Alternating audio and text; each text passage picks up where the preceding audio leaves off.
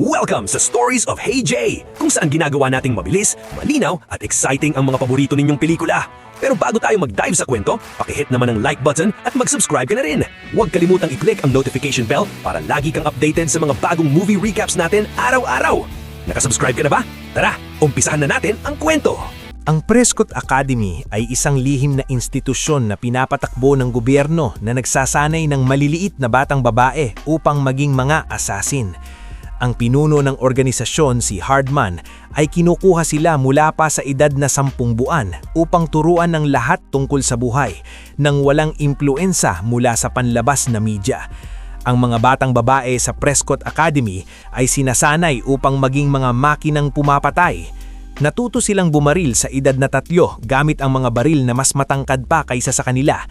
Pagdating ng 5, tinuturuan na silang magmaneho at sa loob lamang ng 1 taon, kaya na nilang makipaghabulan sa mga high-speed car chase. Araw-araw silang nagsasanay ng iba't ibang uri ng pakikipaglaban upang pagdating ng kanilang teenage years, magamit sila sa mapanganib na misyon ng hindi na paghihinalaan. Ang pangunahing tuntunin na pinaninindigan ni Hardman ay walang attachment. Kaya kahit pawang numaulila ang mga batang babae, hindi sila kailanman pinayagang bumuo ng koneksyon sa isa't isa. Wala silang mga pangalan at tinatawag lamang ayon sa kanilang agent number.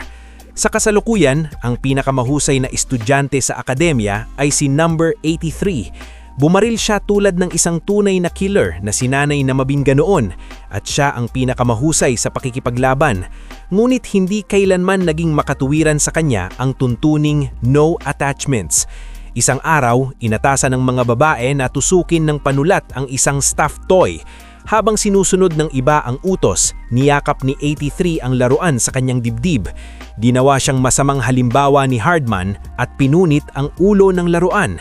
Unti-unting naiipon ng damdamin sa loob ni 83 na tila sasabog anumang araw. Paglipas ng panahon, lumaki siyang isang teenager na may natatanging galing sa pakikipaglaban. Ang pinakamalaki niyang katunggali ay si number 84 na palaging pangalawa sa lahat niyang bagay.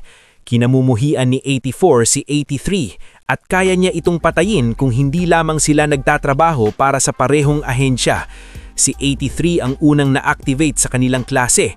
Ibig sabihin ay ipinadala siya sa mga mapanganib na mga misyon bago ang lahat ng kanyang mga kaklase. Gaya ng dati, hindi masaya si 84 tungkol dito, mulit wala siyang kapangyarihang tumutol. Pagkatapos ma-activate, nagsagawa si 83 ng ilang misyon. Dahil teenager siya, hindi siya napaghihinala ang isang ahente. Madali niyang natatapos ang lahat ng gawain na labis na ikinahanga ni Hardman. Ngunit hinahangad pa rin niya ang normal na teenage life na hindi niya kailanman naranasan. Sa isa sa kanyang mga misyon, habang nag-e-esperi siya sa target, napansin niya ang isang party sa katabing bahay.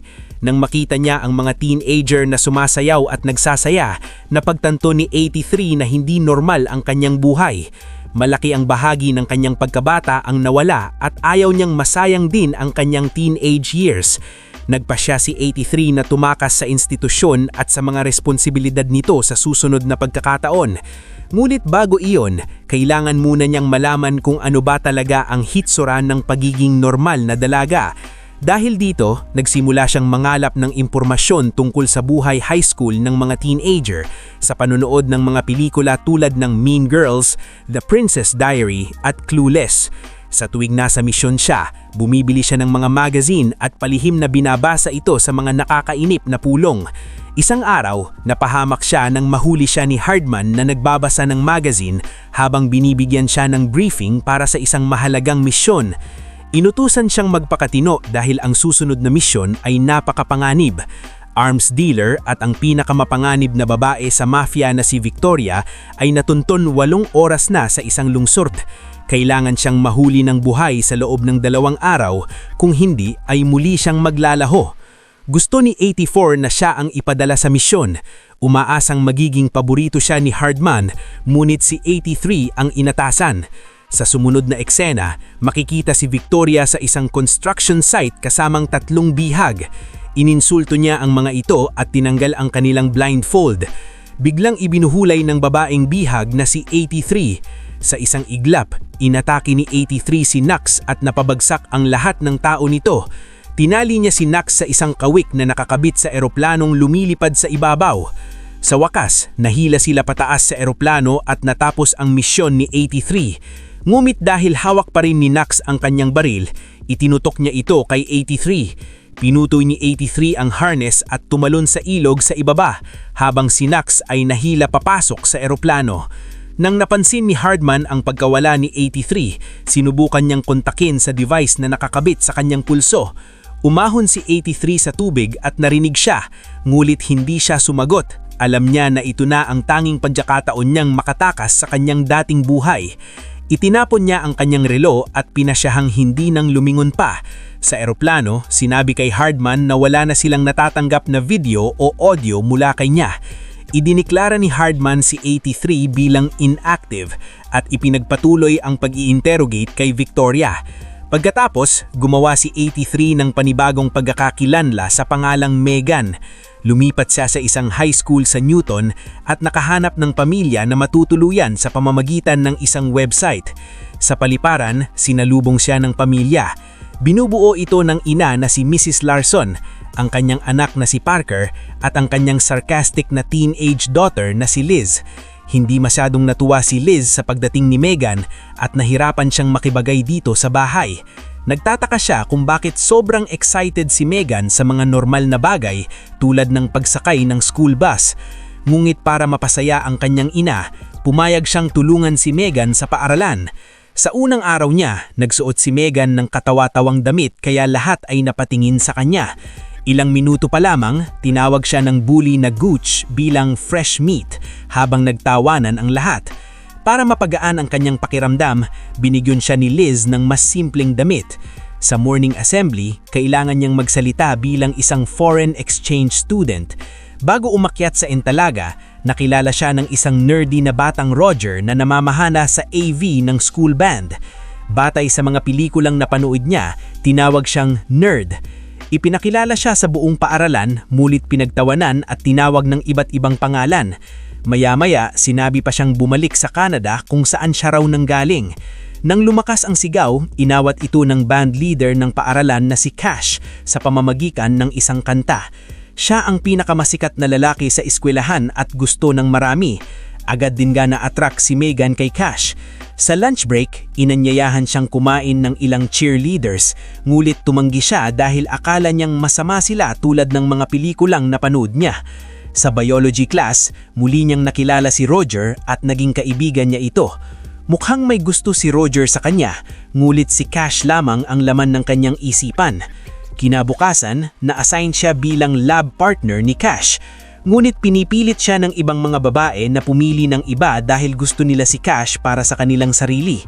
Pagkatapos klase, sinabi ng mga babae kay Megan na gusto daw ni Cash ng mga babaeng gumaganap bilang school mascot. Dahil madaling maniwala, akala ni Megan na furry si Cash at hindi niya napagtanto na pinagtitripan lamang siya. Nag-audition siya para maging mascot ng school band. Agad siyang napili at tinawag sa practice para sa susunod na laro. Habang nagsasanay, isang grupo ng mga lalaking nakamaska ang sumugod at sinubukang i-kidnap siya. Madali niyang natalo sila gamit ang kanyang kakayahan na ikinagulat ng lahat. Akala niya ay mga ahente ni Hardman ang mga ito, ngulit nalaman niya na estudyante pala mula sa rival college na gustong manggulo. Nang mapagtanto niya ito, marami nang kumukuha ng video. In-upload ito sa social media na labis na ikinabahala si Megan.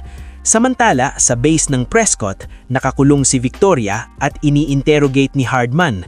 Alam din niyang mali ang pag-agaw nito sa pagkabata ng mga batang babae. Pinagsabihan niya si Hardman, ngunit iginiit ng lalaki na ginagawa niya ito para sa mabuting layunin.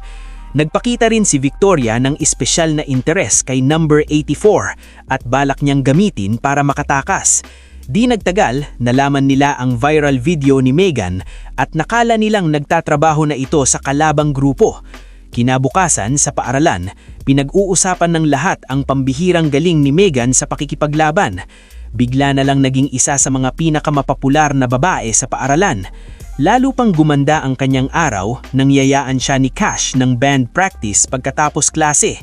Pagdating niya doon, nakita niya si Roger at kinausap ito habang hinihintay si Cash. Mahal ni Roger ang personalidad ni Megan at napapansin niyang marami silang pagkakapareho. Ngunit masyadong abala si Megan sa paghanga kay Cash upang mapansin na gusto siya ni Roger. Kalaunan, naimbitahan siya sa isang high school party na idinaos ng bully niyang si Gooch sa bahay nito. Labis ang kasabikan ni Megan dahil sa mga pelikula lamang niya naririnig ang tungkol sa ganitong mga party. Habang pauwi siya noong araw na iyon, kinidnap siya ng mga tao mula sa Prescott. Inakala ni Hardman na nagtatrabaho siya para sa kalabang organisasyon at tumangging maniwala nang sabihin niyang nais lamang niyang mamuhay ng normal. Tinurukan niya si Megan ng truth drug at doon niya nalaman na nagsasabi ito ng totoo. Pakiramdam ni Hardman ay may karapatan siya sa buhay ni Megan dahil siya ang nagturo rito ng lahat ng nalalaman nito. Inutusan niya itong bumalik sa base sa loob ng 2 araw. Pagkatapos nito, iniwan siya ng mga tauhan ni Hardman sa harap ng bahay upang magmukhang lasing lamang si Megan. Nang muling makita ni Megan si Roger, inimbitahan niya ito sa party ni Gooch, ngunit tumanggi ito dahil mahigpit ang kanyang ama pagdating sa mga party. Mas gaganda sana ang pakiramdam ni Megan kung nandoon si Roger dahil ito lamang ang kaibigan niya sa paaralan.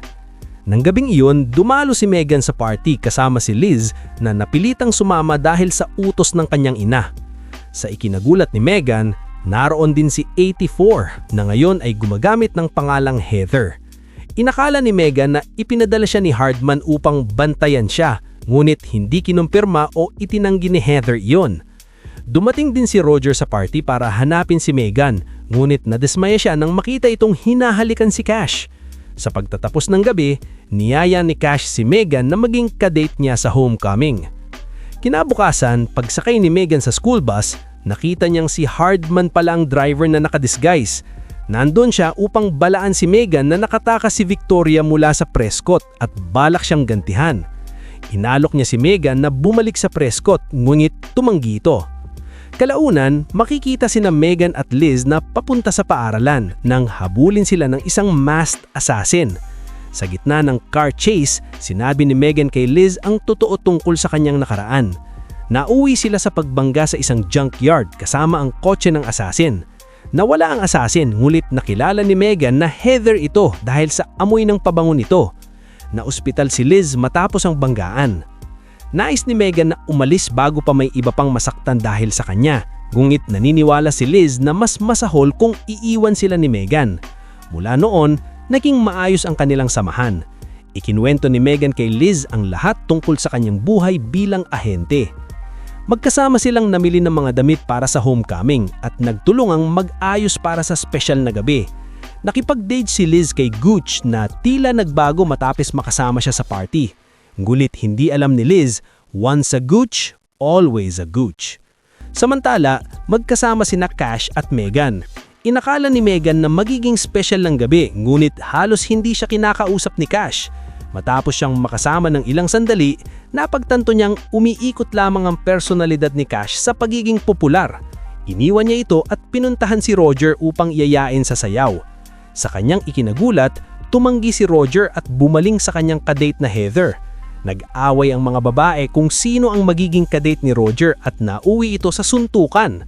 Nagpagulong-gulong sila sa venue at nasira ang mga dekorasyon. Sa huli, napunta sila sa kusina kung saan tatagain sana ni Heather si Megan. Palihim na lumapit si Liz kay Heather at tinusok ito sa bintig gamit ang patpat ng corn dog.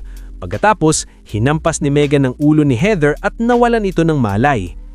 Agad silang umuwi at natuklasang ginawang bihag ni na Victoria ang Mrs. Larson at si Parker. Mahusay na nakipaglaban si Megan laban sa kanila hanggang sa mabihagid si Liz. Tumigil siya sa paglaban para sa kaligtasan ng pamilya, umaasang darating si Hardman upang iligtas siya. Pinagtawanan siya ni Victoria dahil sa pagiging inosente at ibinuyan niya na siya ang unang-unang batang babae ng Prescott. Tulad din ni Megan, umalis din si Victoria sa Prescott dahil ninakaw ito ang kanyang pagkabata. Hinamon niya si Megan sa isang one-on-one na laban at madali niya itong tinalo. Biglang dumating si Hardman kasama ang mga tao para tulungan si Megan at hulihin si Victoria. Pinasok nila ang lugar at pinatulog si Victoria gamit ang tranquilizer gun. Yinakap ni Megan si Hardman at nagpasalamat sa tulong nito. Sa huling eksena, pinigilan niya si Roger habang pauwi siya at isinama sa isang helicopter ride. Sana nag-enjoy kayo mga karikap. Anong masasabi niyo sa movie natin ngayon? Mag-iwan ng komento sa baba. At huwag kalimutang mag-subscribe sa ating channel para sa mga new updates at uploads.